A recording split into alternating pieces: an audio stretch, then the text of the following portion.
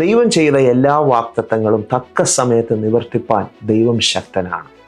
റോമാലേഖനം 4-ാം 21 ഇപ്രകാരം കാണുന്നു: ദൈവം വാഗ്ദത്തം ചെയ്തത് പ്രവർത്തിപ്പാൻ ശക്തനെന്ന് പൂർണ്ണമായും നിശ്ചയിച്ച് ദൈവത്തിന് മഹത്വം കൊടുത്തു. അബ്രഹാമിനെ കുറിച്ചാണ് ഈ വചനത്തിൽ കാണുവാൻ സാധിക്കുന്നത്. അബ്രഹാമിൻ്റെ ഉള്ളത്തിലൊരു പൂർണ്ണ ഉറപ്പുണ്ടായിരുന്നു.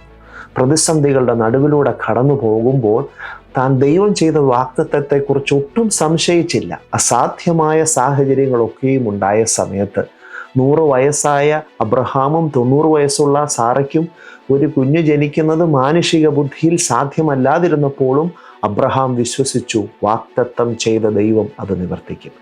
സാഹചര്യങ്ങൾ വിപരീതമായി പോകുമ്പോഴും ശരീരത്തിൻ്റെ അവസ്ഥകൾ എല്ലാം പ്രതികൂലമാകുമ്പോഴും ജീവിതത്തിൽ എന്തെല്ലാം ബുദ്ധിമുട്ടുകൾ കടന്നു വന്നാലും വിശ്വസിക്കുക, ദൈവം വാഗ്ദത്തം ചെയ്തിട്ടുണ്ടെങ്കിൽ അത് നിവർത്തിക്കുന്നത് ദൈവത്തിൻ്റെ പദ്ധതിയാണ്.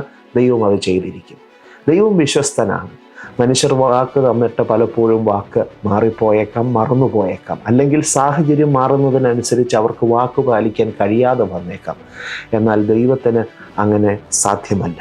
ദൈവം മനുഷ്യനല്ല, ഭോഷ്ക് പറയുവാൻ അവന് സാധ്യമല്ല എന്ന് സംഖ്യാപുസ്തകം 23-ാം 19 പറയുന്നു.